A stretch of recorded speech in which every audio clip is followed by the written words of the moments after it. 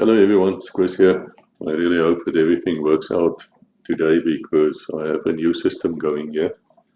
I'll put a picture in for you. We've got a very big microphone system connected to our phone, to a Samsung Galaxy, not my normal Oppo. Because I've realized with Oppo, my lips and the sound aren't always connected to each other, synchronized, and I know there's people who found that very annoying. But guys, I have to work with whatever equipment I have. It's what I can do. And today we're speaking about book 41 in the series, which to me is a special book, a very special book. And I've been mentioning it often. Yeah, it is. It's Code Name Mélisse. It is called after my late wife, and there she actually is. I know I have some ex-family members who sincerely don't believe that the woman even existed. So I always say they're a bit otherwise. They're otherwise. The reason why they're ex-family, and they will stay like that. Up to this date, I've never even had like a single, we're sorry to hear your wife died or anything like that. Nothing. No such thing. No such thing. They don't care. They don't give a shit. I'll tell you that in my life I've experienced a lot of things. If you followed the book show, you would know I have a bit of a past. All of us do, man. So I'm not special. All of us do. But the death of Melissa was probably the worst thing in my life ever. When Lotta died, it wasn't that bad to me because I expected it. You know, she was doing a dangerous job. And I knew she was operational, and I knew she was taking chances. Not chances which, which is not calculated, not at all. But she was definitely in that world. You make peace that there will be at some stage a bullet with your name on it. So even though it was most dreadful and most horrible, I could make peace with it quite quickly. With Melissa, I made peace very quickly as well, because I realized that in circumstances like this, where one who is close and dear to you is dead, that it's fine. You can write as many emails as you want, you can call as much as you want, you can shout, you can do whatever the hell you want. She's not going to answer you. She's not going to answer you. And of course, I wanted to know what happens after death. I wanted to know what happens to you after death, because in South Africa, there used to be this book, quite popular actually. I bought a copy for my mom, what she thought about it. Called 2 minutes after death, or 1 minute after death, or something like that. And then a second one came out 1 minute before death, or whatever, something like that. It is utter crap. It's not from the Bible. It's bullshit in the worst sense of the word. It is Catholic shit. It's nothing else. It is shite. I really regret ever reading that book, and I regret that at that stage I didn't know any better. But of course, as I became a Seventh-day Adventist, and it was a long process. It took 5 years. It started after Melissa's death, when I started searching, and I wanted answers, and I wanted to know. So once I found out that, biblically speaking, after death, you're sleeping. That's what Martin Luther said, and that's what Jesus, our Lord and Savior, also said, is that you're sleeping, you know nothing, there is nothing. And if you were in Christ, and Melissa was, even though she was a Catholic, she was a believer, she would always talk about God. And then the US of A, of course, then the US Navy, then Ronald Reagan, the aircraft carrier, then the man himself, Ronald Reagan. She didn't know about Ronald Reagan's links to the occult. She didn't know about his wife, Nancy, was it, who would be reading the stars and cards and things, and that's how she actually controlled his entire life. It's amazing. After that, I might be. Yeah, my sister woman who actually said to me the first time we met, she said to me, "Hey, I'm your soul. Don't you recognize me? Why don't you recognize me? What's wrong with you? And were you looking for me? I've been looking for you for many years." Yeah. How many souls can you have? It's another question which come up to me quite often is how many can you have?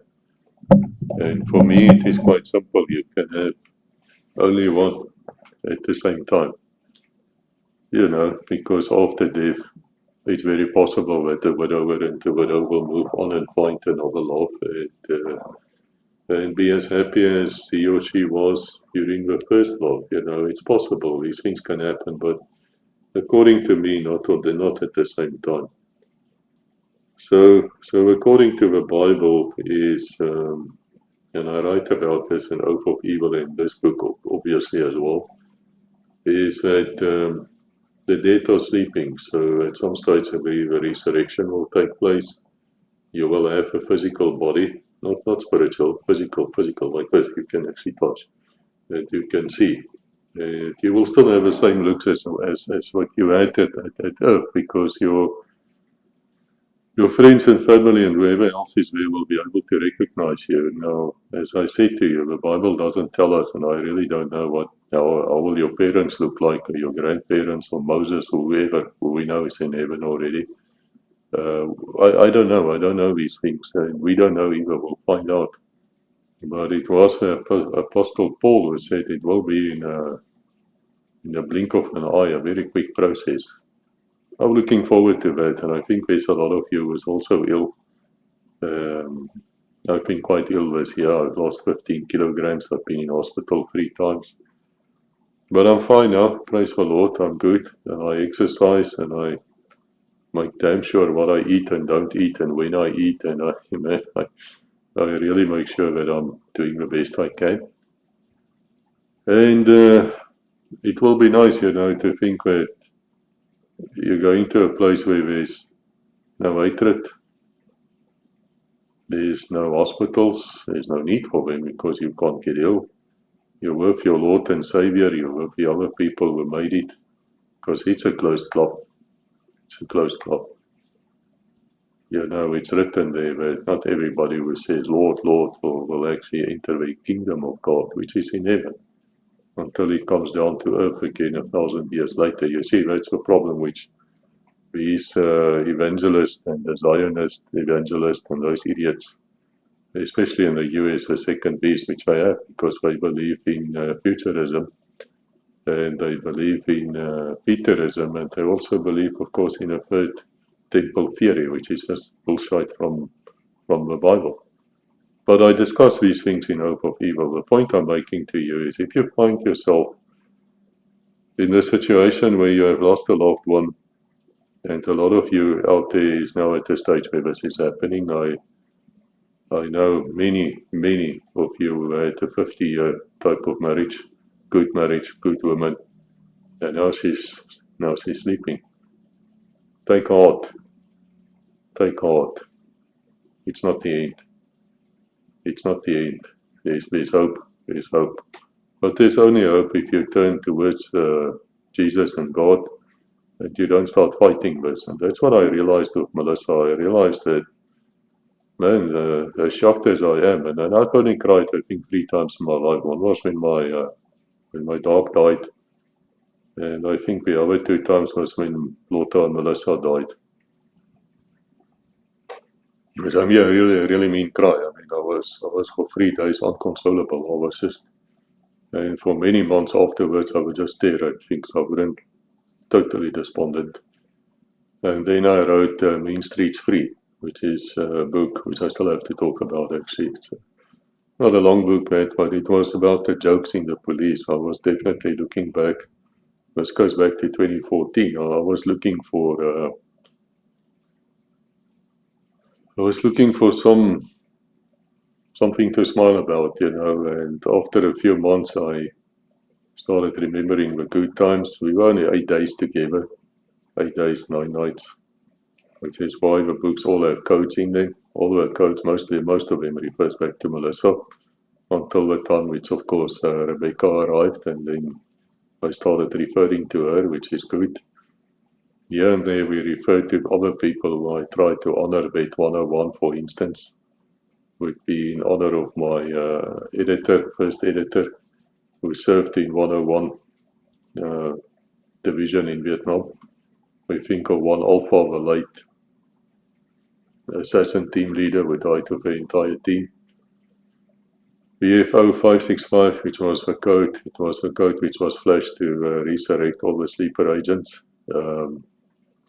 Yeah, there's quite a few books which refers to other things which is not necessarily Melissa or Rebecca, but most of them are actually.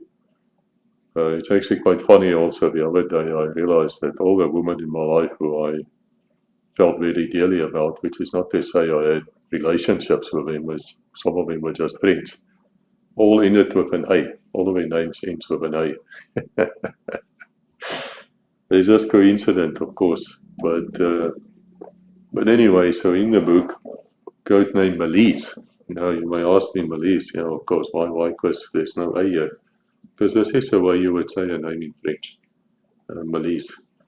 And she could speak a little bit of French, and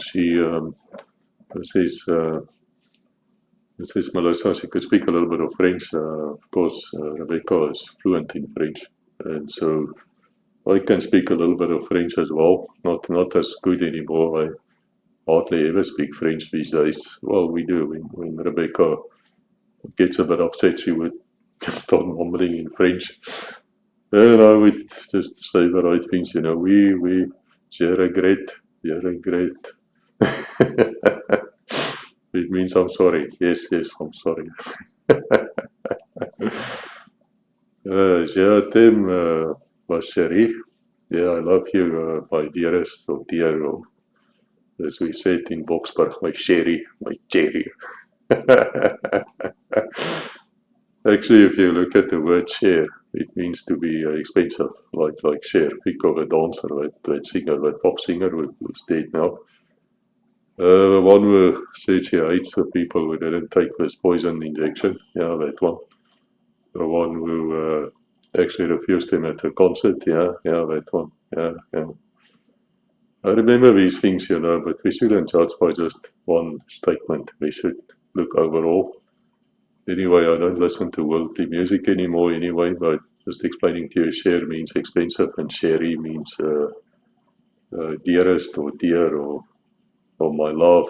You can translate it different ways, but that's what it comes down to. So anyway, so Code Name Mélisse is book 41. Now, why book 41?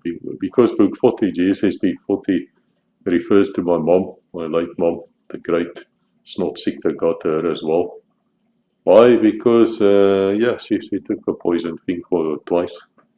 Then she got ill and more ill, but she was in her 80s. We have to say she wasn't doing well.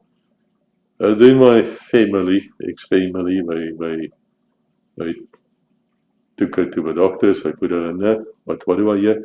COVID wing of the hospital. Yes. I was still in the police. I would be seriously thinking of arresting this doctor for murder. Think about it. Here's the person. She's already old and vulnerable. And you go and put her there where all the illnesses are, all the germs are there. Yeah, that's what you do. Yeah. Let's hope I'm wrong. Let's hope I'm overly suspicious and it wasn't like that. It was, done to the best of your ability, and that's shite, but I don't believe in such things. So anyway, Code Name Mélisse, book 41, because Melissa died at the age of 41. Man, that's young. I'm 58 now. By the time you see, I will be 58. Because there's still about 6 weeks left before I'm 58. By the time you see, it's 5 months after I'm 58. Dio Valento, of course, God willing, that's what I say. And 58 is the age on which my dad died, and at 54 my granddad died. We know people will get old, which is fine too. But looking back, 41 is young. Oh man, that's a young me. We had so much dreams, we had so much plans. When she died, I couldn't even attend funerals. Simply because I'm not welcome in the US, I'm banned in the US, I'm on one of the fly lists or whatever. And I can think of many reasons why, but none of them serious enough to go on to that. So, yeah, just second beast behavior, I consider the US to be the second beast of the Bible. The first beast, of course, is the Roman Catholic Church, the system, not the people. Let me not repeat myself once again. And then you have also the dragon. And the dragon is Satan, and it is from the dragon which this first beast actually gets its power. Yeah, that's what the Bible says. Then it says this first beast will get a mortal wound, but not mortal enough. It will actually get back up again, which it did. And there will be a second beast, and this second beast will look Christian, but it will speak like a dragon. It will act like a dragon, and it will implement the will of the first beast. In other words, look for something like Sunday laws, blue laws. Look for them trying to bring this pseudo-fake Christianity of them onto everybody, and see them create wars wherever they can to have Christians murdered everywhere. Go and look what happens in the Middle East. But again, guys, if you want to know about these things, you really have to read Oath of Evil, the War on Protestantism, and there I explain 600-700 pages, 650 pages actually of what I'm explaining. So anyway, Code Name Mélisse. Let's go through my notes. In the first place, it's quite a long book. It is 400, no, I'm lying. It is 520 pages long. Now, there's other books which is as long as that as well. American Military Might Debunked is actually longer in word count. But your problem is when you have books that long, you have to put the font to 11 instead of 12. So it makes it a bit harder to read. But they're all in audio and they're all in Kindle, so you can actually just listen to them, or you can, in a Kindle, of course, change the font to whatever you want. And there's in the book, right in the beginning, I think of page 5, I do say a few words about Melissa. I'm not going to repeat it here. I said basically what I wanted to say. So let's talk about what's this book actually about? What's it about? Basically, it starts in GSSP-40, where Angelique is flying with a C-130. She's flying somewhere with some of her team members. There's also a few Mossad people on board. They should have been on board also a Mossad team leader, or Mossad very high-ranking spymaster, as well as a British one, MI6, as well as a French one. And then they are shot down. Somebody shoots missiles at them, these man pads, and they trace these man pads back to a CIA operator, which is also a Jesuit priest. Now, this Society of Jesus is the worst scum which has ever walked on the earth. They were created by Loyola and his two mates, who was also scumbags, who decided they're going to break the Reformation. So in other words, they're going to keep a sun worship system of theirs, a Catholic system. They're going to keep it going, and they're going to break the Reformation. So that's exactly what they did. This is where this third temple theory comes from. Is from Ribera, a doctor of canon law or something, which wrote a book in the 15th century already, 16th century. You really have to read Oath of Evil, and you also have to see what other people who's a lot more famous than me. I will quote you a few US presidents here in a few slides, so you wake up to what I'm saying. Is they the scum of the earth. Don't let them piousness and we help the poor, and no, they are the force of evil behind everything else.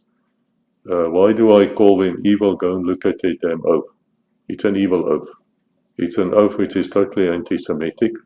They say they will go as low as become a Jew. Yeah.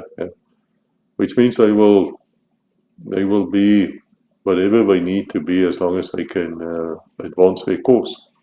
And what is their cause? To destroy Reformation. They are your natural enemies. If you are a Protestant and you're listening to me, yeah, don't be like Donald Trump and be found in a Catholic church on your knees in front of these idols. Yeah. Protestants don't do such things. It just shows you, and they're behind every president, basically. It is amazing. It is amazing, these people. They have universities right across the world. Georgetown, that's one of the most famous in the US anyway. They also have the universities everywhere else. If anybody comes from Georgetown, whatever he has to say, I dismiss. I don't trust him. Don't trust him. It's interesting that famous author, and I used to like his books very much, is Tom Clancy. Tom Clancy actually came from Georgetown. And so, yeah, if you read his books, you'll see many of the Jesuits actually play a major role in them. And that's each to his own. I'm a Protestant, and I'm proud to be. So I will definitely not allow a Jesuit or anything to play a major role here except to die. Because there's a point I'm trying to make in this book. And the point is, you people of the second beast, the US military, and your spies, I don't rate you highly. And I have many, many reasons why I say that.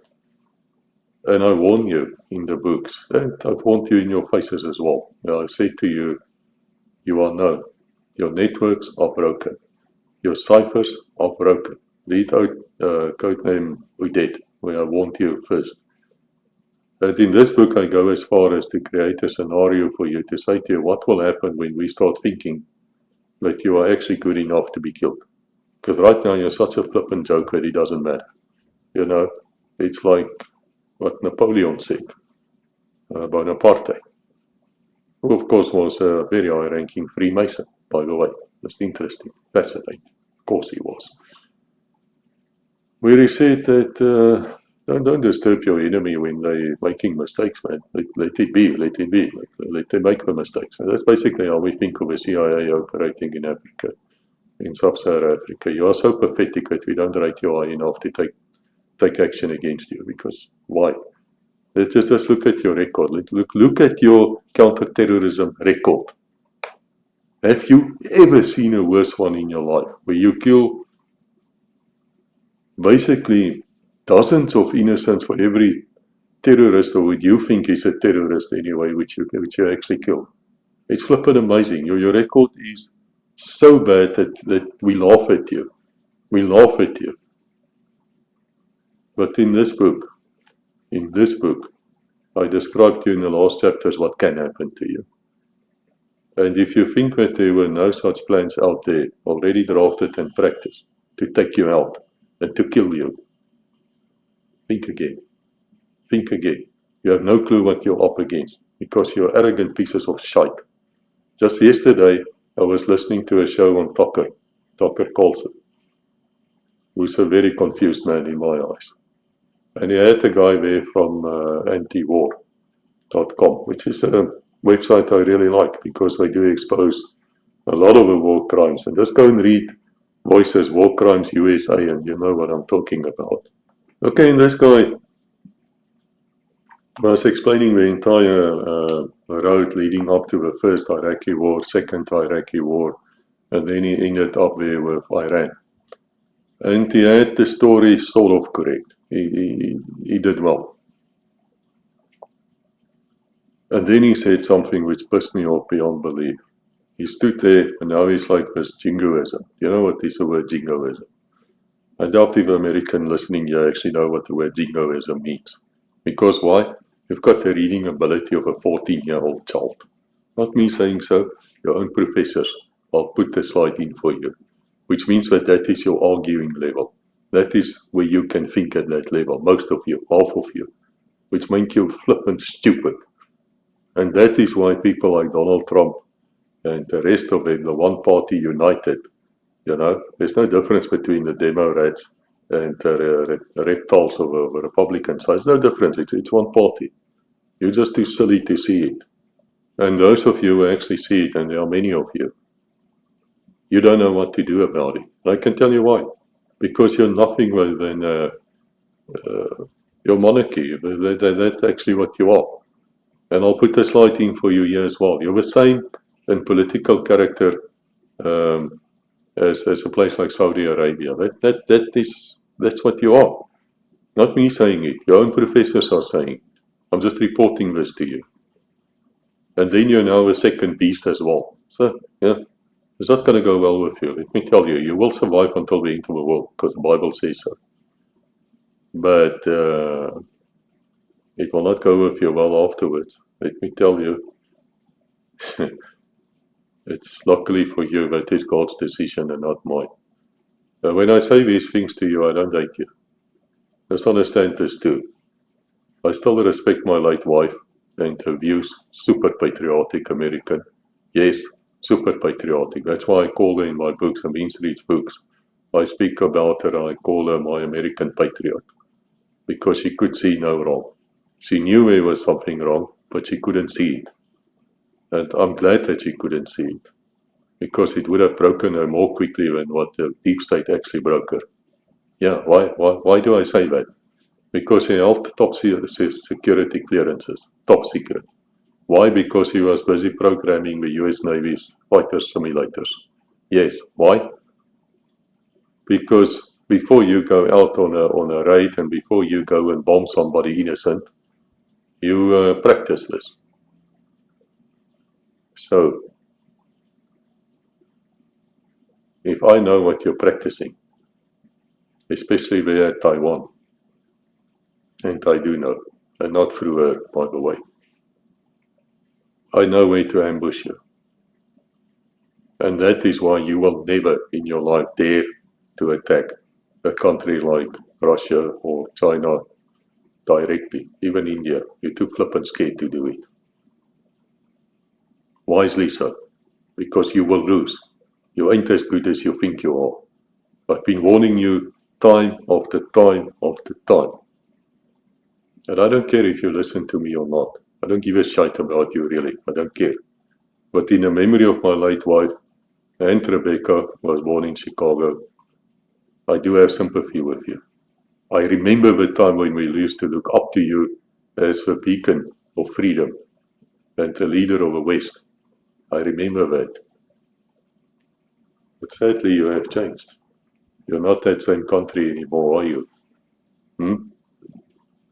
Tell me, since Billy Goat Clinton, how many of your presidents actually served in the US, the military? How many of your Congress members? Almost nothing. Almost no one. It's amazing. Before that, most of you actually served and with some honor at least. Yeah, even Ronald Reagan served. As an actor, but still, he went. And then, of course, came, Bush? Yeah, Senior Bush, he did fly combat in the Pacific, he did, yeah. What about Billy Goat Clinton? Oh, no, he went to Oxford, couldn't complete his degree. And they apparently didn't smoke weed. Yeah, no, didn't inhale it. Then later, no, I did inhale it. Of course you flippin' did. Bloody liar. And then what? What came after him? Let me think. Bush Jr. Yeah, he was in the National Air Guard. Yeah, he flew. Did he go to Vietnam? No, why not?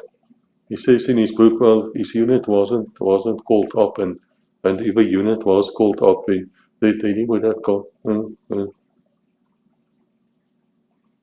What did Kennedy say again? Ask what you can do for your country, huh? And not what your country can do for you. Remember that? Probably not, but anyway. Yeah. What about, Kennedy? Kennedy did serve well. I think he was in the fast boats or something, and he actually got a high decoration for valor. Yeah, he served. Okay, then came Barack Obama. Oh my word. Yeah, Barack Obama didn't serve in anything. Closest he came to military discipline was when he attended the madrasa schools. Yeah, shame, shame. And what then? Bush? No, that was before him. Donald Trump. Oh yeah, Donald Trump. Mr. Bone Spurs. Yeah. At least he went to military school as well as punishment. Didn't last long, but he was there. Oh, shame. Couldn't go to Vietnam. Why not? Because daddy's rich and, so he didn't go. No, of course not. No, Bone Spurs. Still, he says he's a fantastic golfer. He can walk many, many kilometers, even with that fat body. He can walk. Bone Spurs. Then came that athlete, that great athlete, Joe Biden. That Catholic, the guy who took his oath on the Douay Bible, the Jesuit Bible. Yeah, that fellow. Did he go to Vietnam? No, of course not. No, what did he do? No, he had asthma. Shame, asthma. This great athlete with asthma. Guys, it was Donald Trump who said, judge a country by his friends. Yeah, I'm judging you. Saudi Arabia. Crucify people, Lock them to death, Greatest sponsor of terrorism in the world. Who does these terrorists kill? Let me think about it. Christians. Oh, yeah, of course, Christians. Fascinating how your silly little wars make sure that there's no Christianity left in the Middle East. You think it's by chance? Or was that designed by the devil himself, because that's your master? So the moment that Melissa reported that she's dating me and that we're together, they pulled her security clearance. And she could never make peace with that. Never. It led to her death. I think she wanted to die. What do? We even broke up for a while. Didn't help. You see, guys, it's like apologizing to these flippant liberals or anybody else. And you say, look, I'm sorry, I made a mistake, I said something. They don't care. No, they're still going to come for you. They're still going to hammer you. They're never going to stop. Why? Because they're evil. They're evil people. They have an evil mindset. It's from Satan. So I'll never apologize for anything in my life. I don't apologize to liberals. Don't apologize to whoever. You don't like my views, you don't like my views. So what, man? Who cares? I don't care. But anyway, in this book, in Mélisse, there's two things happening. In the first place, we want to test the concept. Is it possible for us to take, say, formal special forces members, and they might not be that former. Sometimes you are told to just, resign your commission and go somewhere or whatever. Like what's happening in Ukraine now. You think all those Polish officers and soldiers who you find in Ukraine dying, you think they are all former? Yeah, on paper, yes. No, they resigned and they became mercenaries. Yeah, I believe you, you idiot. I don't believe you. Not at all. No. They were to fight in Ukraine. Why? Because, well, many reasons. Let me not go into that. I'll make an episode on that as well, a special episode. What Putin and people should do is they should take every dead Pole and just drop his body at the border. Yeah. Let them see how many thousands of Poles already died. For what? Anyway, to make a long story short, we want to test and see if we can take, say, members from Israeli Special Forces, members from British SAS, members from the South African Special Forces, members from French Special Forces, and combine them under, say, an Israeli officer. It doesn't matter, all of them speak the English, and see if they can conduct a counter-terrorism operation in Sub-Saharan Africa. Can they do that? You think they can do it, yes or no? It's answered in this book. Because while they have different doctrines and they are different training methods, a lot of things are actually the same. A lot of them are the same. The DNA is there. The US, I will never allow the US close to my unit ever. You're not good enough. Don't want you. No. You're just gonna get into panic mode once again and start shooting like an idiot, and you're gonna kill the innocents. And you know what? Cause more terrorism. That's your only agenda. You don't even have a plan. It's an agenda. That's what you have. Let's go and kill. Yeah. And then you don't understand why the survivors actually pick up a rifle and start killing you or any other person they see, or perhaps the Christians who are still living there amongst them. Yeah, no. Why is that happening? Why is everybody hating us so much? Yeah, you have to wonder about that. So in this book, anyway, we test that concept. We want to test and see if that concept is possible. Can we combine different units together? And then also, in a previous book, Code Name Angelique, we test a new thing which is actually turned counter-terrorism operations on its head. In the sense that the question was asked if it is possible to use military gliders to drop a special forces team right on a target, because that thing in the first place makes no noise. In the second place, it's hard to spot. It carries a lot of people. You can load at least a platoon or even more of Chinese special forces in it because they're smaller than the Western people. It can land, especially if you use rockets to slow the landing down. It can really land almost right on top of a target. There's a lot of reasons. Read that book. Read Code Name Angelique and find out why. And that's where we tested it. And it does work. It does definitely work. It's just that the NATO hasn't woken up to it yet. They're backwards. So they'll never wake up to it. It's good so too. I don't care. I don't care what happened to NATO countries at all. Couldn't care less. And I'll tell you that though, that method is used in other countries. You just don't know about it. So in this book, in Code Name Mélisse, they want to test this thing operationally. They want to see if it's possible to strike at a terrorist nest in a certain country by using the glider concept. Of course, you need to take the guards down just as the glider is coming in the middle of the night. So you would have your snipers of a special forces team right around the perimeter, and they would take the snipers would take the guards down, and then this thing would come in. These people would get out, they would get the job done, and now the question is, how do you remove that glider? Because you don't want to betray your new asset, your new toy, your new method. You don't want to do that because you just don't. And so we looked at Code Name Angelique. We did actually look at what happened in the Second World War after the gliders landed. In fact, it's quite simple. They were loaded with wounded people, wounded soldiers, and then a Dakota DC-3 would come along and would just hook it in flight. And then there's a rope, and then this thing is pulled along, and he just pulls it up into the air. Yeah, there you go. The problem we have, though, is that in this book, we don't have a Dakota DC-3 because the thing conked out. The Russian model, which they used, the Soviet model, which they had in Code Name Angelique. And the C-130 they could have used to do it, the Hercules, is now also seriously damaged because of a missile attack on it.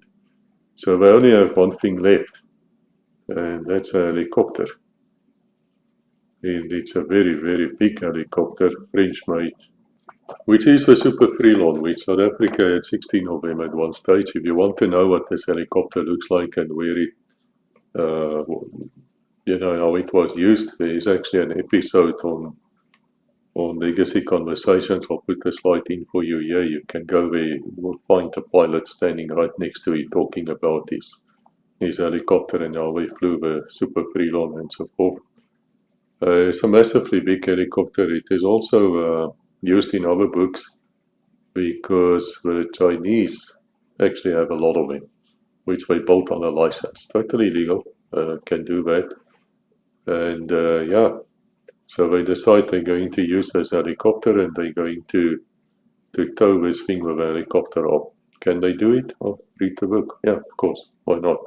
It's just they need a pilot with a lot of balls to do that. And we got one in the sense of Angelique Dawson, who of course is one very tough woman and she's out for revenge.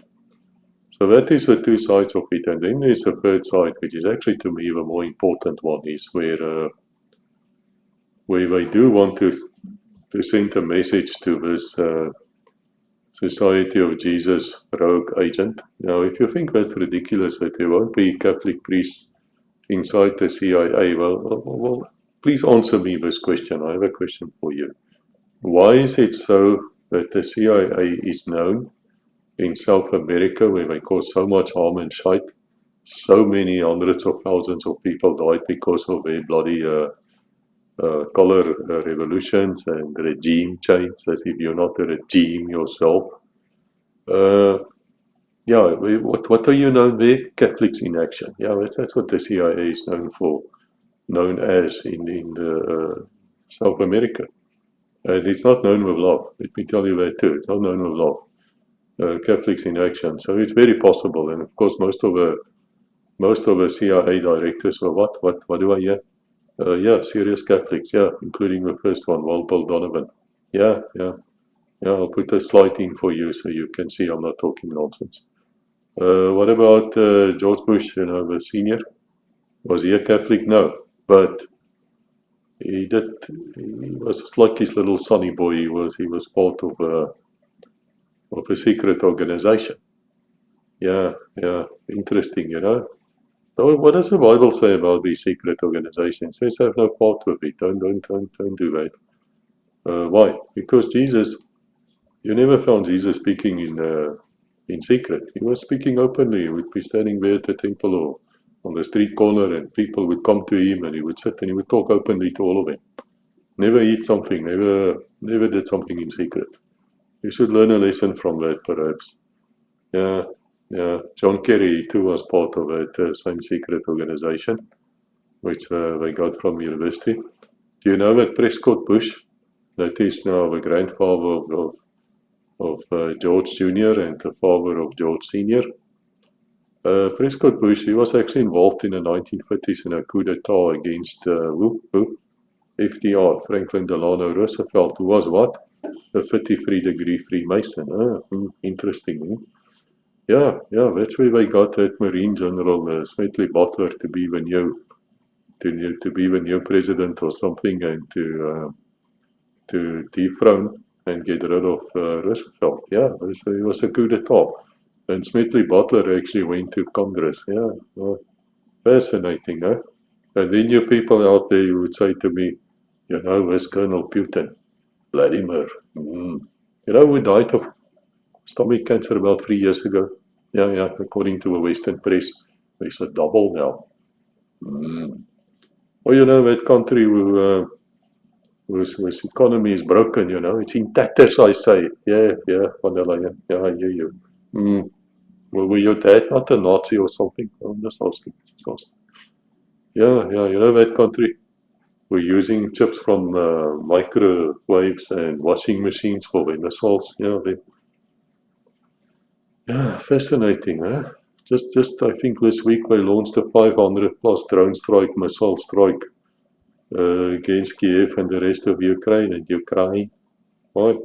Because it's a major country. In fact, at the end of this book of Code Name Mélisse, we actually speak about American exceptionalism. I'll get to it. But anyway, it's interesting to me that no one ever mentions that George Bush, the middle one now, the first president, was he the head of the CIA at one stage? Ask me. Tell me, I want to know. The answer is yes, he was actually the head of the CIA for a short time. Why is that not held against him? All of you will go out, Putin, he was a colonel in the KGB. There were thousands of colonels in the KGB, man. Flip, not a big deal. But if you look what that man has actually accomplished for his country, from where it used to be and where it's now, you should understand, he will never lose an election, ever, ever. It doesn't matter what you do. Man's popular, he should be.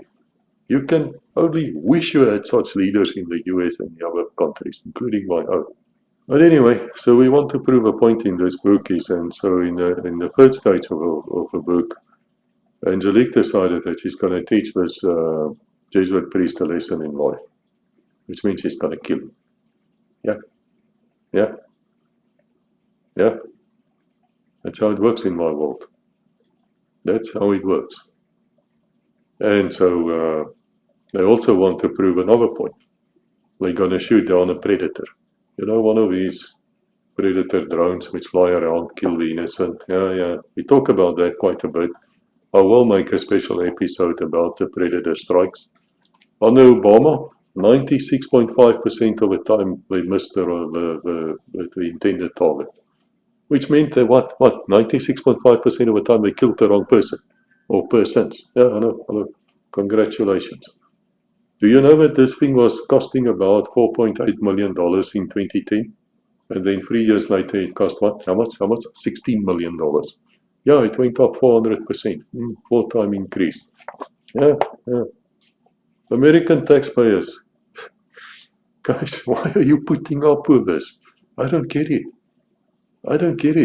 You're in so much debt now, you will never come out of it. You need these wars. You're going to crash. At some stage, you're going to crash.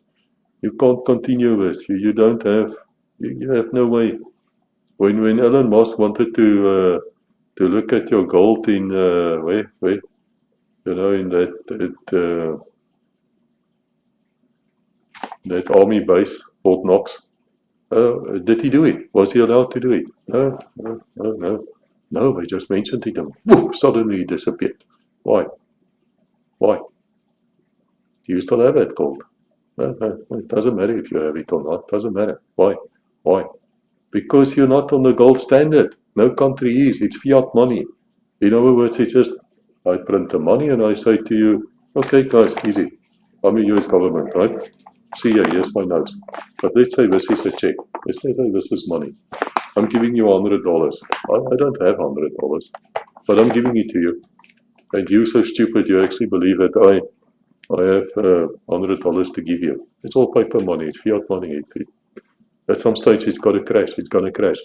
Why is it that China and Russia are the ones who buys the most gold? Why is it? Why? Yeah, think about it. So anyway, in the last part of the book, we have a cannon, the anti-aircraft cannon, called a Shilka. If you read Code Name GSSP-40, that's where the Shilka comes in. It's one of those which they captured behind enemy lines. It's got an upgrade. They want to use this thing to shoot the drone down as it takes off, just to show they can. Why did I put this in the book? Because we know where every single of your drone bases are. And we know exactly how to attack your drone bases, and we know exactly how to wipe you out in your beds. Or at your girlfriend, you know, not your wife because she's still in the US. No, that girlfriend you have. Yeah, because you can't keep your little prick in your pants. You can't. We've got most of you compromised. You know that. Yeah. So in the book, in the last part, they're actually going to do that, and they're going to kill this Jesuit and going to attack him. And now we're going to do it. You think you're just going to walk up and shoot him? No. They're going to challenge him to a fist fight. Let's see how well you trained, Mr. CIA. Let's see if you can fight. And we'll make it easy for you. We'll put a girl against you. But this particular girl is a second black belt in Krav Maga, expert level 2.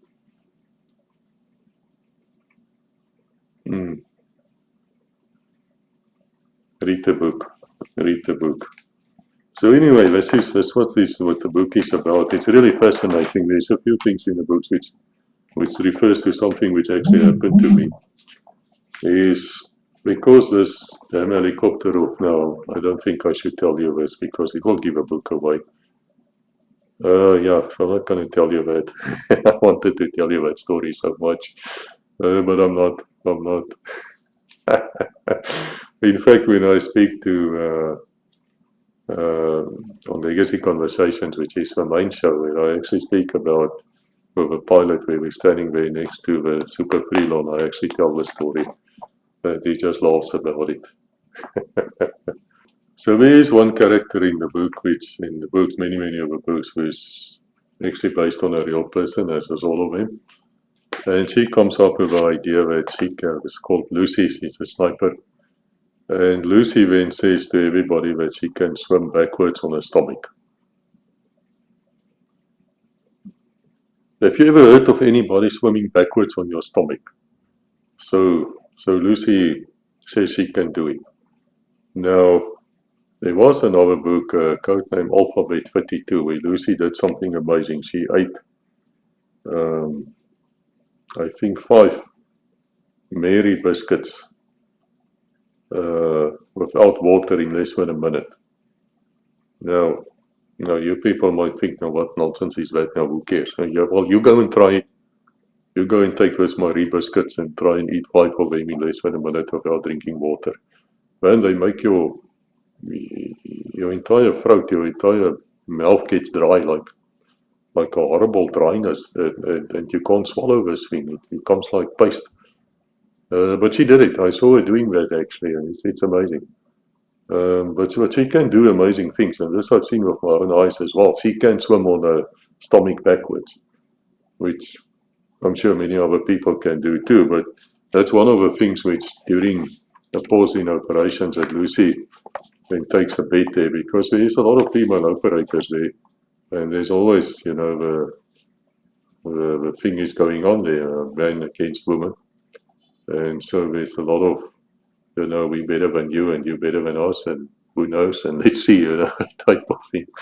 So the girls gang up, the women gang up against the men, and it anyway leads to another test, which Lucy says she can swim underwater with her eyes closed in a straight line. Now, guys, that's not possible. I've tested a lot of people to try and see if they can do that. And I'm not talking where you go down in your swimming pool and you kick yourself away and you're in free flow into a certain direction with your eyes closed. No, I'm not talking about that. I'm talking where you go down and you are just kicking ahead, not a kickstart, you just start that you swim with your eyes closed in a straight line. You go and try that. And so Lucy says she can do it, and there's a huge bet going on, and this actually happened in real life. We put a blacked out mask on her face so she couldn't see. But even that was cheating. I actually wanted to bandage her eyes up so that she couldn't open them physically, but she refused. She was captured at one stage, and see codename Green 41 and codename Celery 50. Where she took revenge, where she was actually captured, and one of the things they do with you when they capture you, they put a hood or something over your eyes, or they bandage up your eyes or whatever, and it's a dreadful feeling because you can't see the blows coming, so they get you from behind. And if you're captured in Africa, man, sub-Saharan Africa, which is my theater, they will get you from behind physically too, if you understand what I mean. Rape and those things will definitely be involved. There's no doubts about it. It's really, really dreadful. So anyway, Lucy is saying that she can swim under the water like that, and that scene is also described in this book. I mention it because there's a lot of other books where we actually mention this sort of test, and of course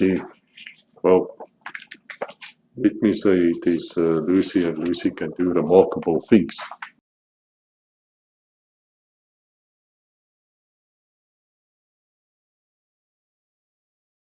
Well, I want to talk to you about an addendum in the book, and the addendum is something called American Exceptionalism, and I should actually make a video on that as well. I probably will, a special video.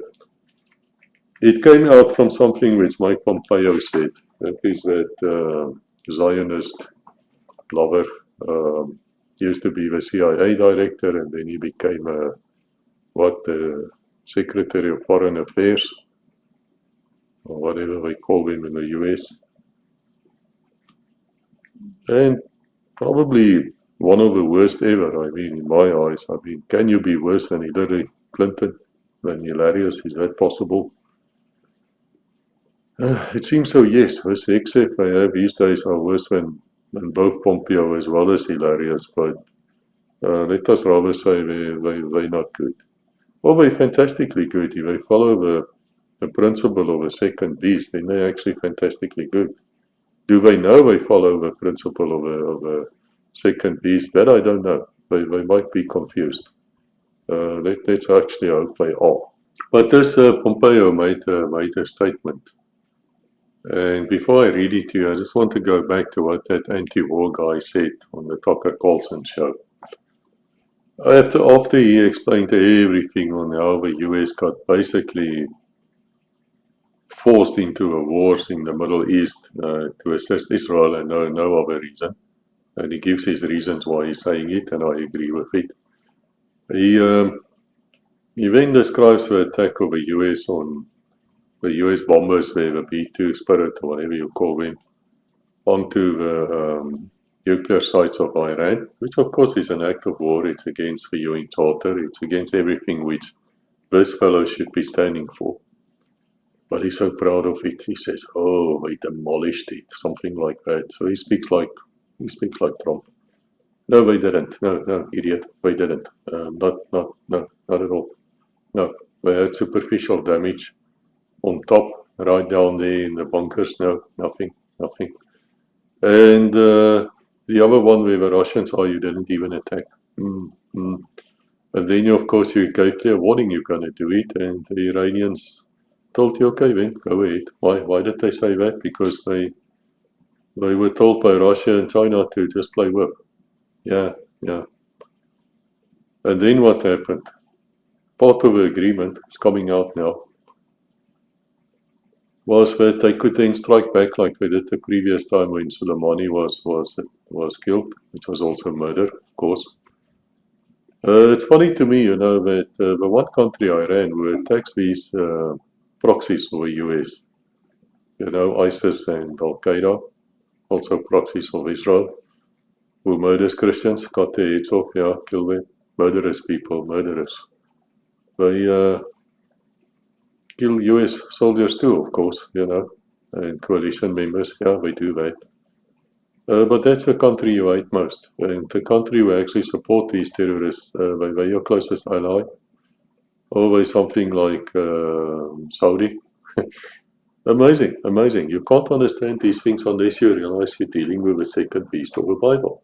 Then it makes perfect sense. And that's why I like to keep on saying it.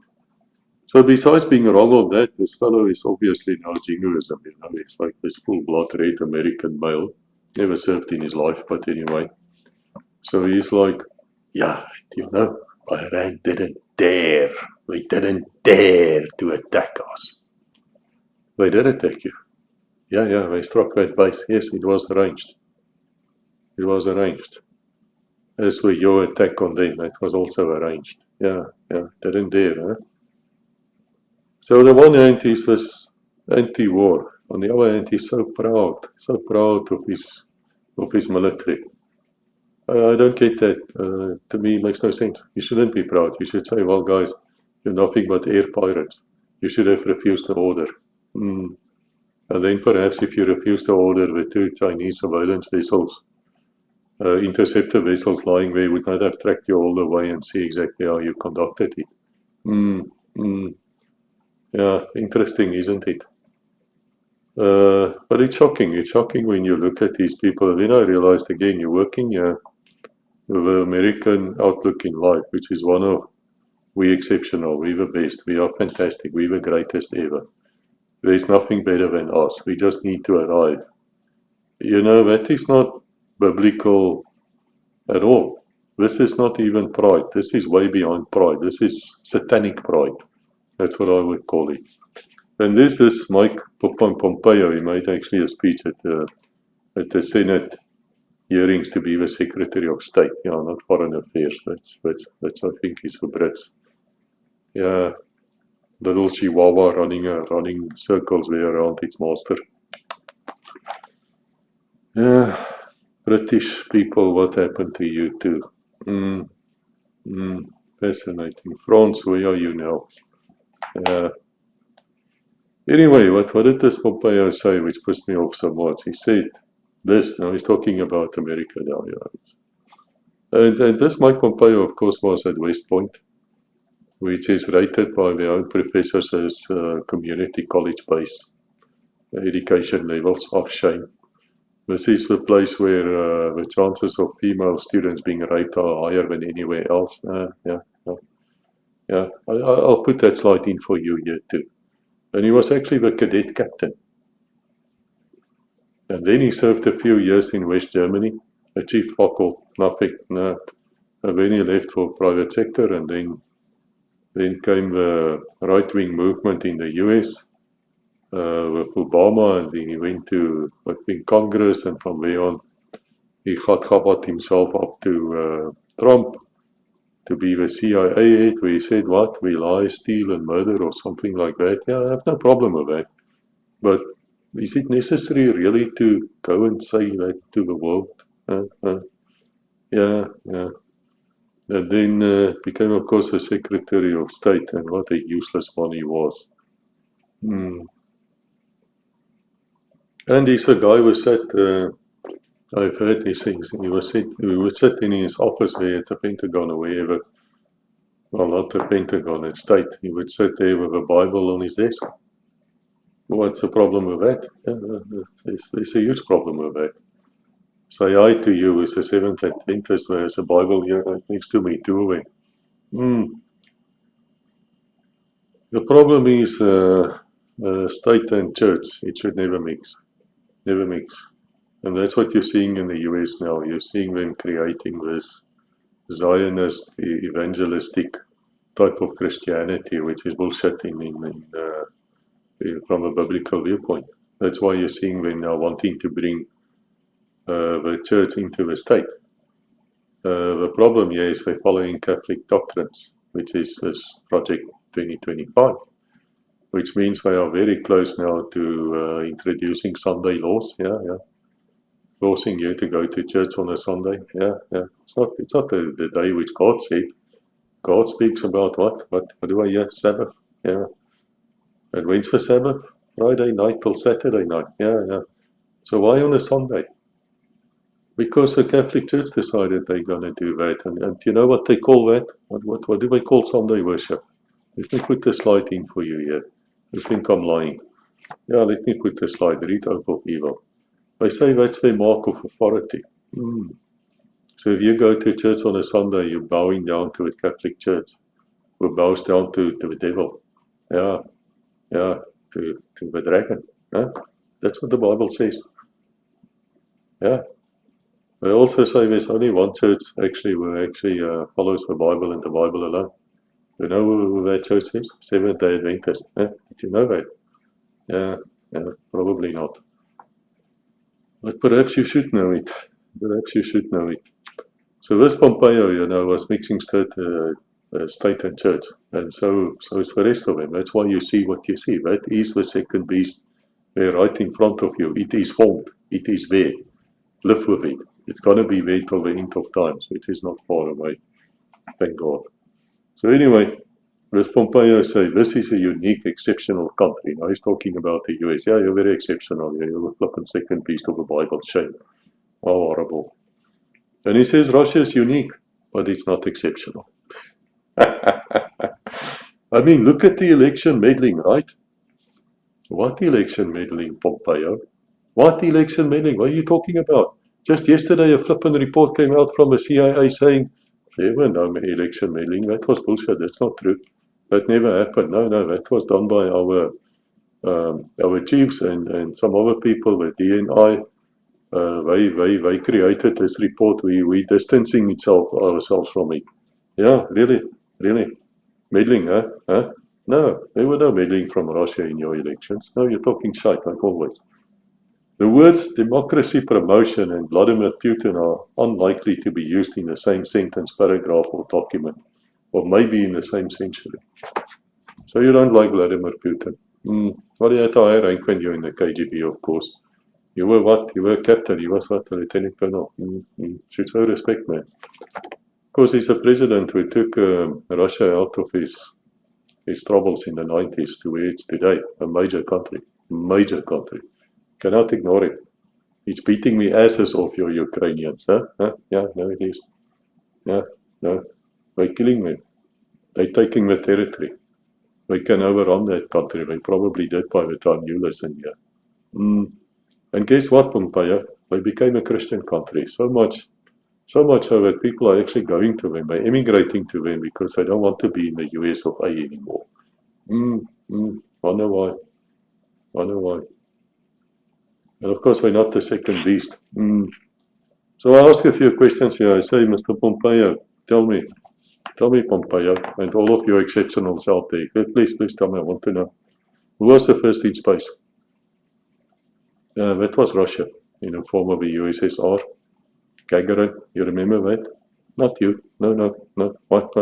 You're so exceptional. Why were you not first? Well, because you had to steal. What do I hear? Operation, what, paperclip? Yeah, you had to import a Nazi German scientist to help you build your rockets. Of course, you will say to me, yeah, that's true, but we're a democracy. No, you ain't. I already proved it to you. You're nothing like you. You're like Saudi Arabia. You changed. You don't want to risk lives. Yeah, of course not. Really. So tell me, who conducted the first heart transplant in the world? Tell me. Was South Africa. Do you know that? No, you don't. Of course not. 1969. I changed the entire law. Well, I write legal books, and I wrote a few legal books in my life as well because I'm from a legal background. I speak about how we changed the actual law, the way we understand death from a legal viewpoint. That was totally screwed up when Professor Chris Barnard did the first heart transplant. Yeah, so it wasn't you. No. Exceptional, huh? Tell me, who won World War II? Oh, according to you, you did. Yeah, of course.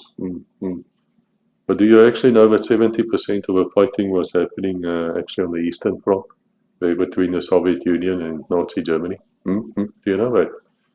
Do you know actually that you people killed more German civilians with your bombing raids than what you actually lost soldiers in both theaters, Pacific and European? Do you know that?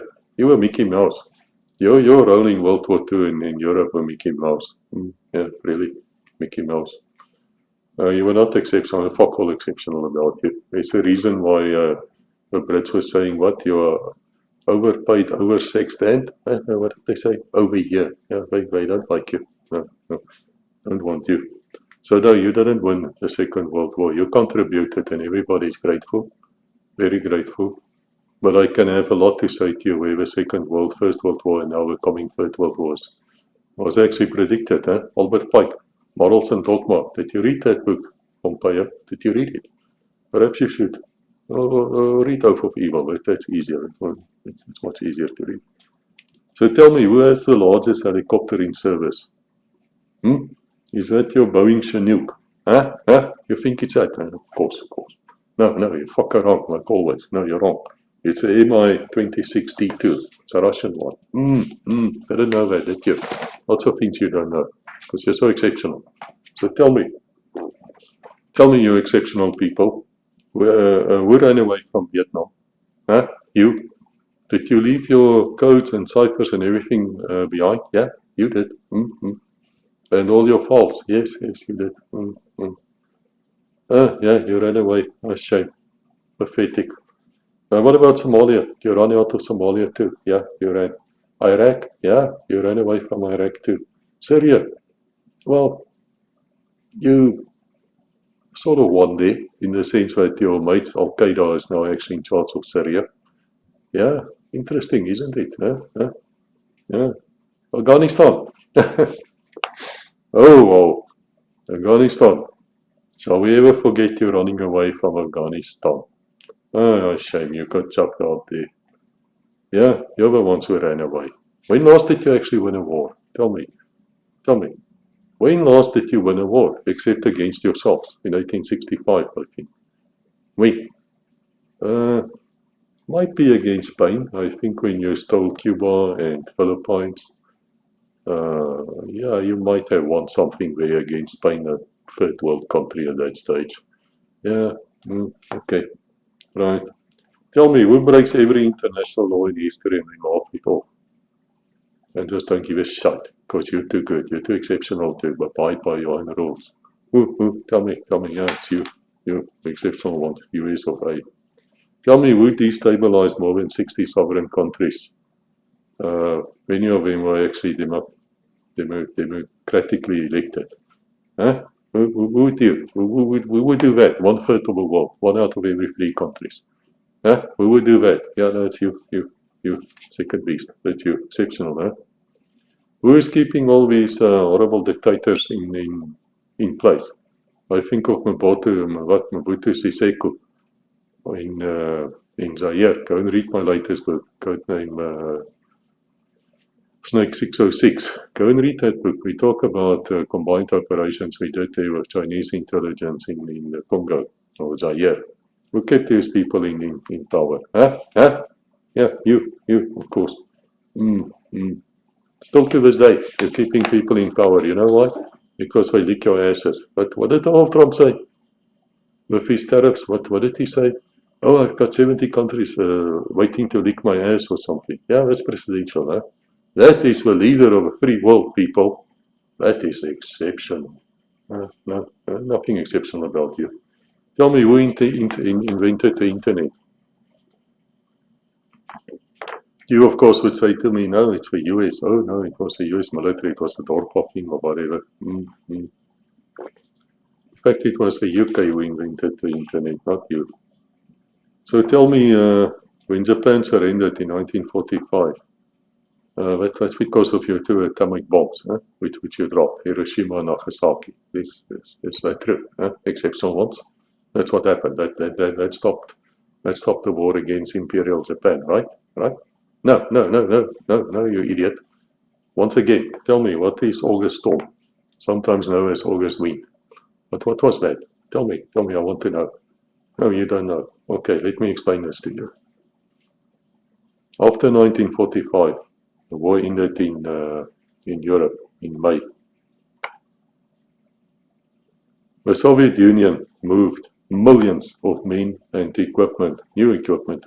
They moved nothing from a European theater. They moved that over to Manchuria, which is in China, in case you don't know, on that border. And they started the greatest blitzkrieg that was ever known in the history of military warfare. But you don't know about it because you know so little. I mean, you're in West Point. Of shame. Of shame. I've spoken to people at West Point. Your lack of knowledge is endearing, actually. It's pathetic. And so guess what? They attacked and they stormed this place, twice as big as Western Europe. Think of that, those distances. But they completely overran it. And that is where Japan decided, well, we got to stop this. We got to stop this. So yes, your atomic weapons played a role. And by the way, I agree with the dropping of it. You only have to listen what President Truman said. And what did he say? But okay, you don't know that either, do you? He said you only have to look at sunken warships in Pearl Harbor to actually know why the atomic weapons were used. Yes. But do you know about the FDR's Franklin Delano Roosevelt, his 8-point plan to force Japan into a war? Do you know about that? No, of course not, you're an idiot. Tell me, do you know about Dasko Popov, tricycle? You know, the triple agent of MI6 who actually warned you about the coming attack? Huh? You know about that? No, of course not. Tell me, what did Hoover do? The FBI, that closet guy of the FBI. Tell me, what did he do when the Brits actually sent Dasko Popov over to explain this to you? The attack on Pearl Harbor. What did you do? Oh no, we ignored that. We arrested him on the Mann Act for taking, I think, a 20-year-old woman over some state line and to have intercourse with her. It wasn't rape or anything. She wanted it. He wanted it. And there you go. Well, what caused the Second World War Pearl Harbor attack? A day of infamy. You know, when you were attacked unawares while there were peace negotiations going on. Same as you flippant did on the 22nd of June 2025. When you attacked Iran while the peace negotiations were going on. But that's not a day of infamy. Of course not. Of course not. Because why not? Because we're exceptional. No, fuck all exceptional about you, man. Excuse my language. Now let me explain to you what happened there. You cut the oil. You started the embargo, sanctioning the oil to Japan, as you were sanctioning all metal from scrapyards to Japan. That is what caused the attack on Pearl Harbor. Tell me, exceptional ones. When your own admirals in the US Navy said to you, we shouldn't station our battle fleet here at Pearl Harbor, it's too vulnerable. We shouldn't do it. And why were they saying it? Because they had an actual flippant exercise with their own carriers doing exactly this. And they wanted to move a fleet back to the East Coast, San Francisco, which is, by the way, where all the homosexual sailors of the US Navy in those days, of course, totally illegal on the law, unlawful. That's where they got discharged dishonorably, and so they stayed down, and California became what it became. So tell me, was that allowed? Did they move a fleet back? No, they didn't. So tell me, exceptional ones, can we deduct in perhaps you wanted to be attacked? Huh? But you knew about it and you wanted because you were reading their ciphers. Yeah. What did you call it? Magic. Something like that. Yeah. Interesting, huh? Interesting. So you're not as great as you think you are. You like to talk about your president as what do you call him? The mightiest man on earth, the most powerful man on earth. But please tell me, exceptional ones, I want to know, who's got the most nuclear warheads, you or Russia? Tell me, want to know. Russia, that's the answer, exceptional ones, not you. Wait, don't you think when they might be a bit more powerful than you? Yeah. Looking from that view, they most certainly are. Do they have missiles which you don't even have on your drawing board yet, hypersonic, those things? Yes. Can they hit the hell out of you whenever they want? Destroy you? Yes. Exceptional, huh? Very exceptional. You know what? This boastfulness is not a good thing. You really have to look at yourself. And if you take great exception to what I'm saying to you now, good. Really good. I'm glad. I get to you. Now tell me, who intercepts and reads his own citizens' mail and then lies about it in Congress? Huh? Who's doing that? Who's got these fake courts? Where you just have to go to this court and say, well, I think there might be a terrorist angle. Yeah, then you get your warrant. Yeah. And then if that person then talks to another person, then that other person who's got nothing to do with it, his name isn't on your original warrant. What happens then? Oh no, he's automatically included there.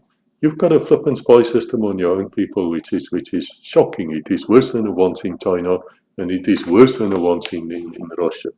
It is amazing. Tell me, and the statistics go back to 2017. You can triple it now. But tell me, how many times did the US intelligence community read their own citizens' mail? Illegally, mostly. This is 2017 now, guys. You can make it 3 times more. That was 517 million times. Some say 550 million times. There's how many people of you in the US? About 340 million. About 40 million of them are illegals. Thank you, Joe Biden. You're a great man. Yeah. He really is. He is. You know why? Because most of these people who streamed across when he was opening the borders was actually what? What do I hear? Sun worshippers, Catholics. You know that? Of course not. Exceptional, Exceptional. So by today, I can tell you're a total police state. And probably You read more than 2 billion emails, you intercept them all the time. It is pathetic. So tell me also, who leads the world in landmine-proof technology? Who? You? No, idiots. You have to come. You came to South Africa for assistance. Do you know that? Yeah.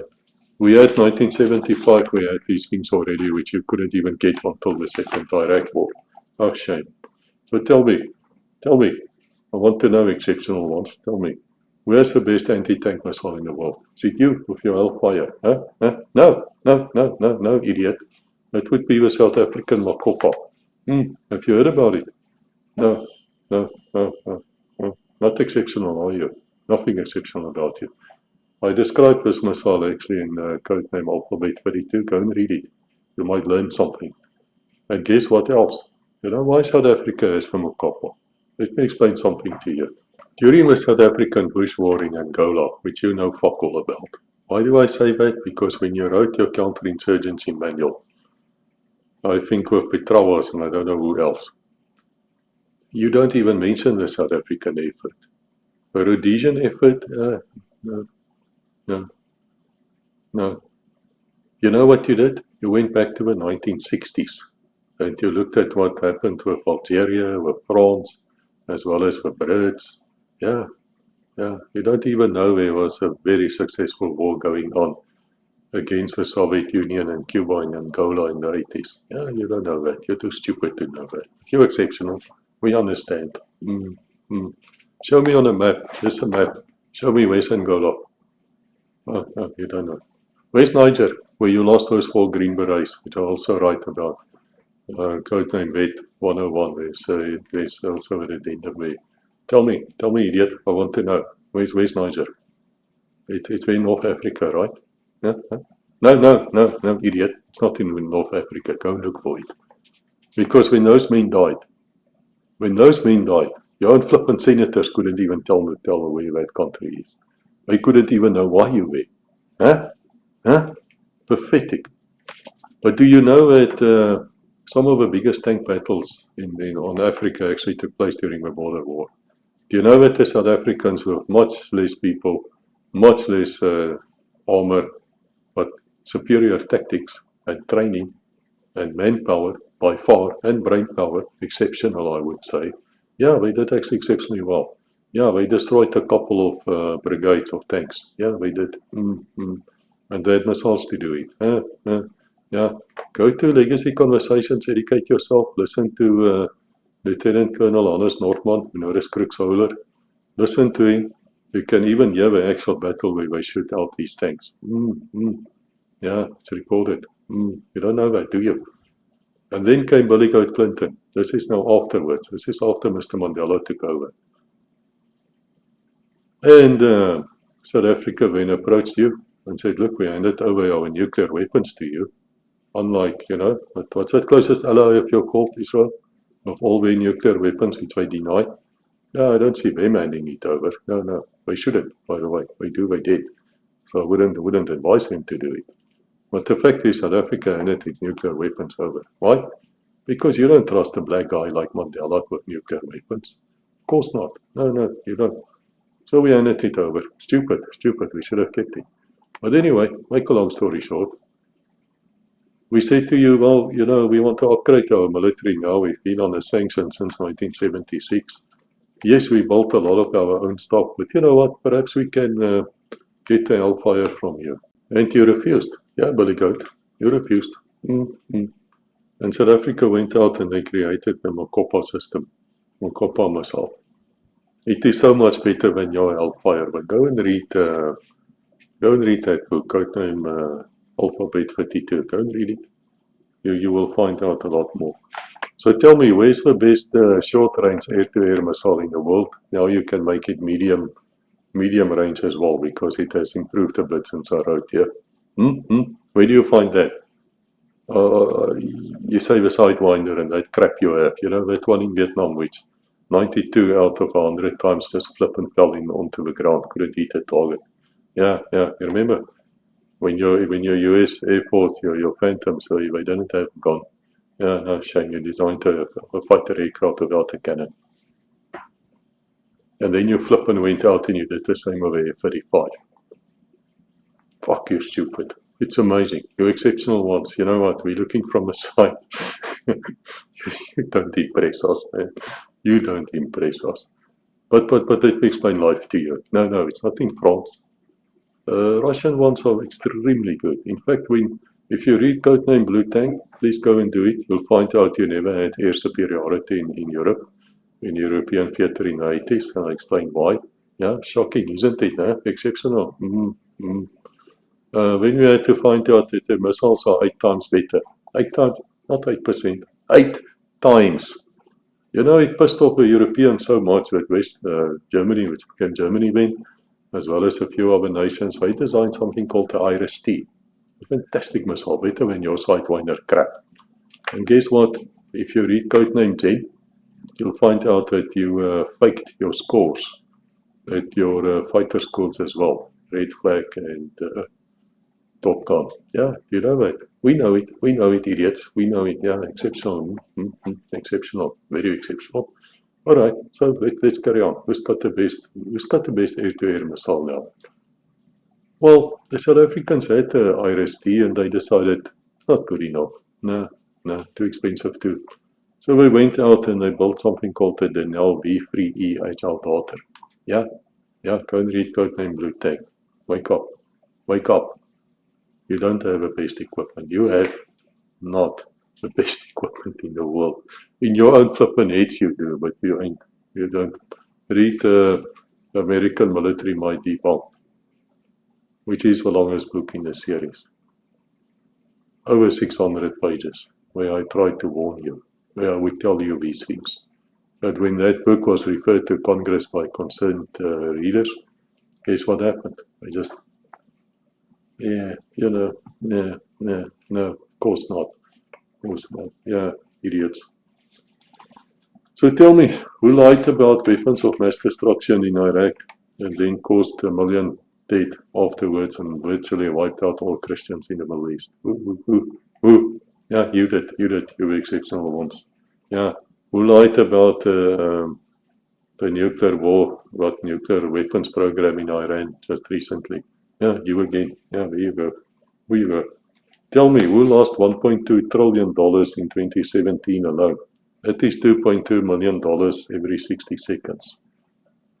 Yeah, so you lost more money in 1 year than the entire Australian economy is. And it was 2017, guys. It's almost, 8 years later? Yeah, you can double that, triple that. Yeah, tell me, who's military? This is the Pentagon now. Cannot even keep its flipping books.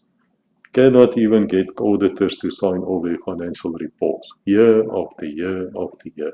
Why? Because they have lost control. They're just stealing you blind. Who was that? Huh? Yeah, tell me, Pompeo. Tell me your exceptional ones. Yeah, that's the Pentagon. Tell me, you idiots. How many of you can speak more than one languages? I can speak 3. One not so good.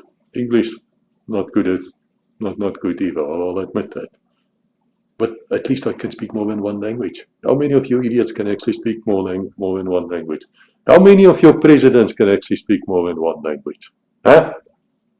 You know, let's talk about Colonel Putin. Yeah, he understands English. He can actually speak English. Doesn't in public, which makes him a good man. Russian, yeah. What about German? Yeah, he's fluent in German. Interesting. Yeah, fascinating. But you people, can you speak more than one language? No, you can't.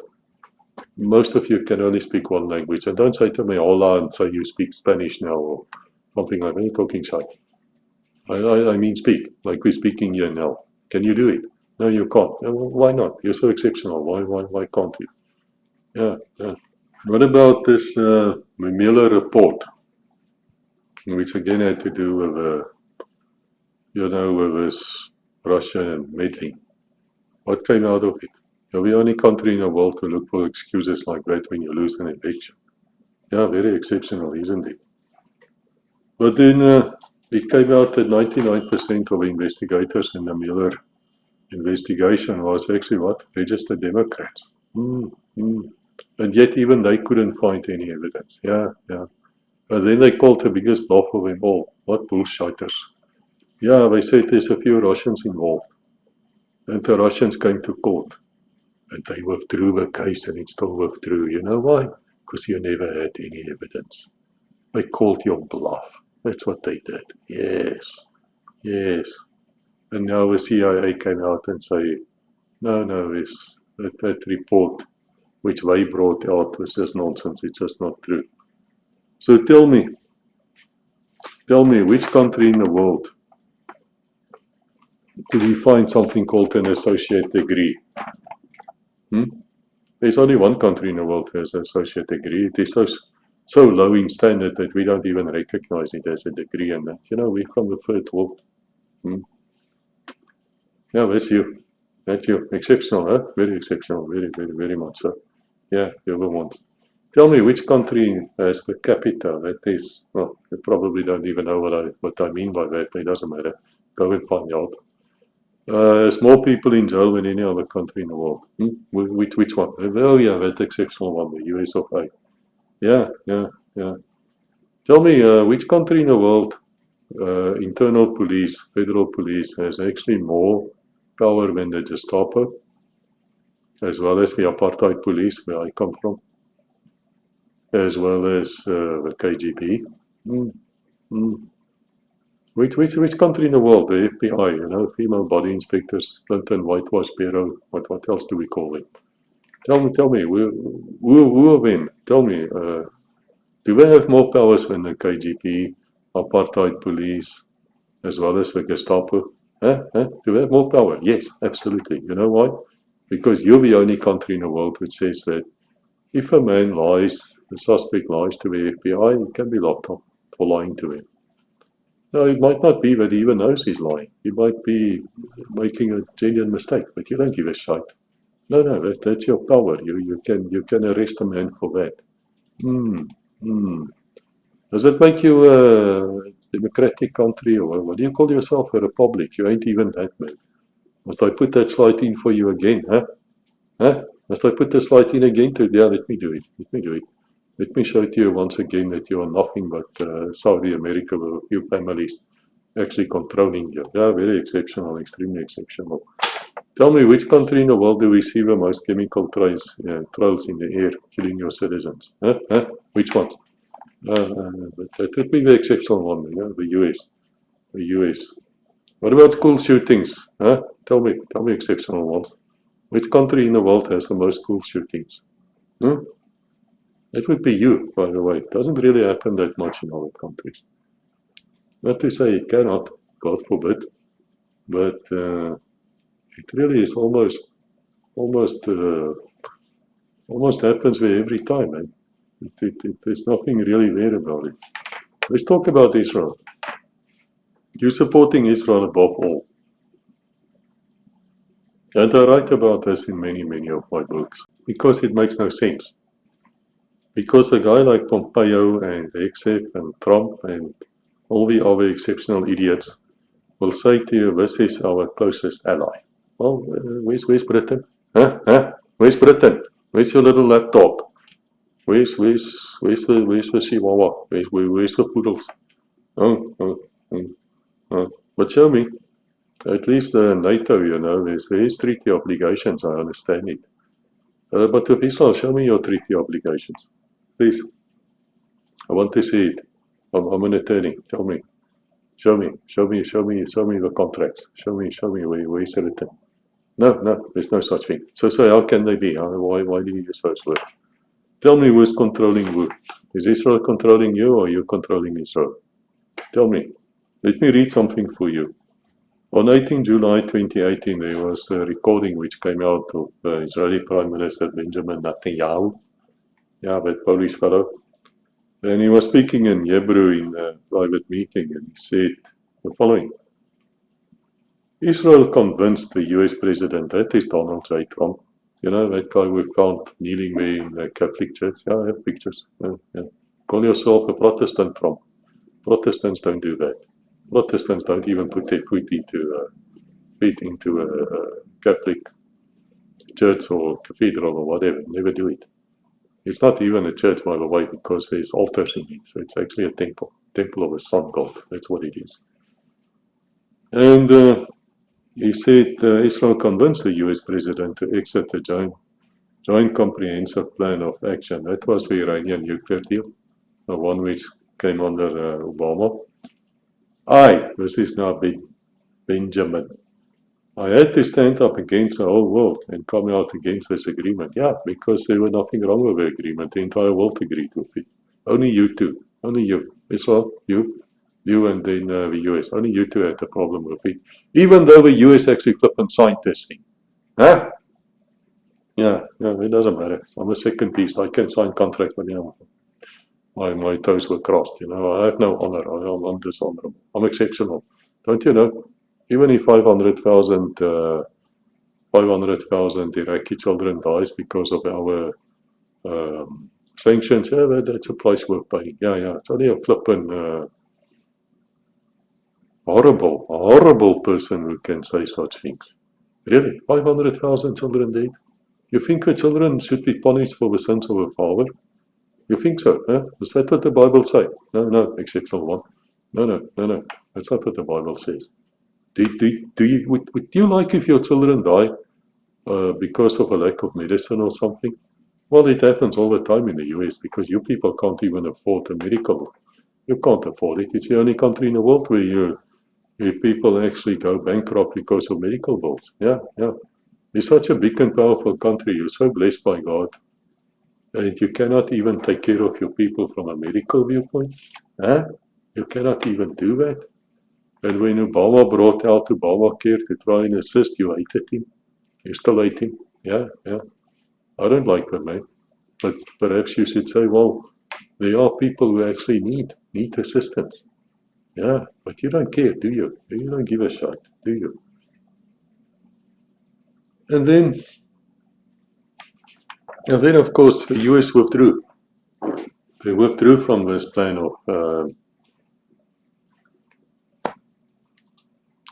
Iranian nuclear weapon program, which they didn't have since 2003 about.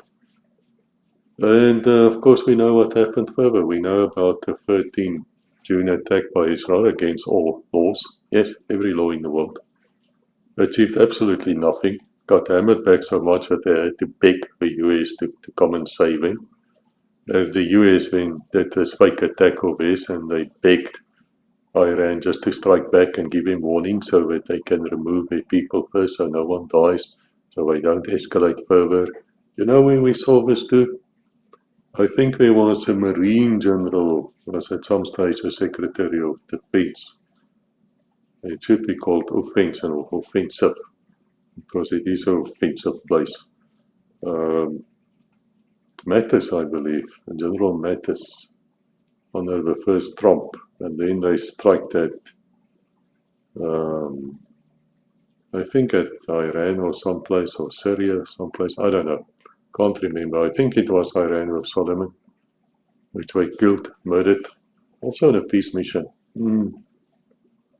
And immediately we started saying, this is a single attack, please, single attack. So what are you saying is, but let me translate it to you in other words, because you've got the IQ of a 14-year-old. Let me say this. I've punched you once, please don't punch me back. Because, don't punch me back. I'm not going to punch you again. Please, don't punch me. Please. Yeah, you were begging. As you were begging in June, last month, you were begging. Please, don't attack the rest of our bases. You see that antiwar.com fellow? Yeah, you were begging. I'd come over to you that I don't dare to do it. No, you still think like you're exceptional. You still live in this flippant dream world of you that you're actually better than anybody else because you were born in the US. Even though you have a reading ability of a 14-year-old, the lowest in all the, basically in all the modern world of shape, stuff. Yeah. No, you were begging. You're begging. And that does not make you exceptional, does it? Or it makes you exceptional, but not in a positive way.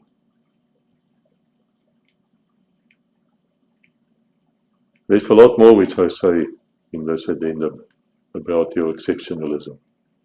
But I think I've said enough. I think I said enough. Let me put it to you like this. Not everybody thinks you're great. Not everybody thinks you're fantastic. You have a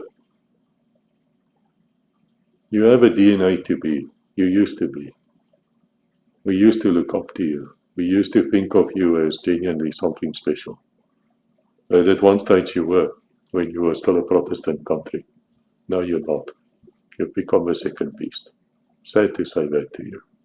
Happy also because it means the end is near, like that.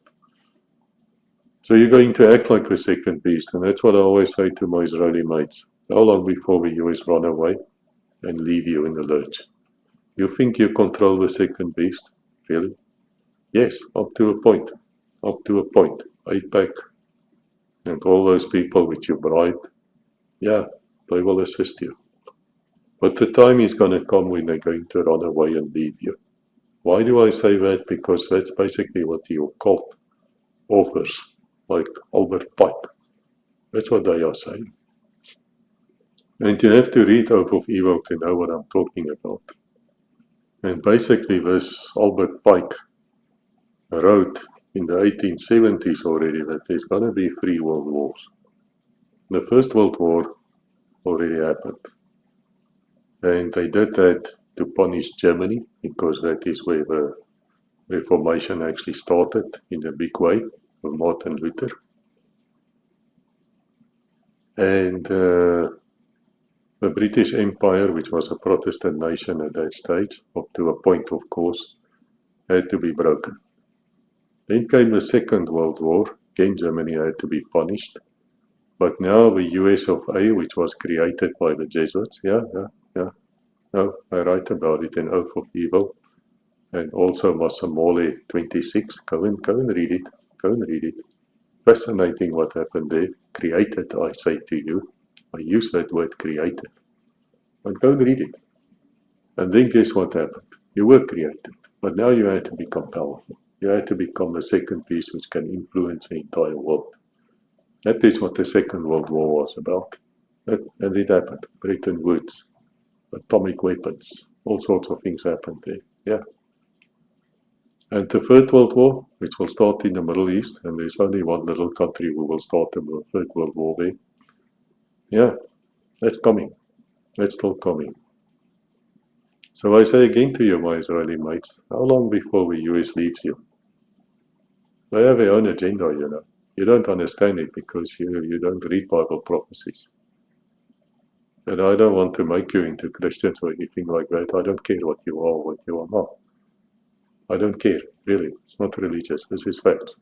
At some stage, they're going to drop you. And then what's going to happen? What's going to happen? Code Name Mélisse was a tough book for me to write. There were a lot of emotion in it. There were a lot of things in it. Also a lot of fun. There's a lot of incidents there which will make you laugh quite a bit, because it's a long book, but it's a great book. It's an easy read. And you can actually see how we're setting up these things I was talking about. And it's quite a thick book, as you see. It's not a fun little book. It's probably the book which I don't want to write ever again. I don't want to write this book ever again. She had the most remarkable eyes, Melissa. It was fantastic. Sometimes blue, sometimes green, depending on the mood. A wonderful woman, a true American patriot, killed by your state. Deep state people. Yeah, that's what happened to her. Yes, you might say she died because we switched the machines off. Let me tell you, and I'm speaking to you as a former attorney as well, as a man who lost 2 wives to death. It's a damn good thing to have a living will. It's a damn good thing to talk to your spouse. What happens to you if you should be at a stage in your life where you cannot live anymore, and whether the decision must be made to switch the machines off or not. It's a very easy decision to make. It's a very hard decision to live with. But what makes it easy and easier is if you spoke about it. So guys, go out, speak to your wife. Wife, speak to your husband. Make sure they know what you want, where your last will is. Make sure it's up to date. Make sure that your policies and things are easily available. Make sure they know what to do. Make sure, because you don't know what tomorrow will bring. So the book is available in Amazon. On Amazon, it's available in Kindle. It's available on hardcover like this, softcover, as well as audio. I hope you enjoy it. I will leave the links for you here.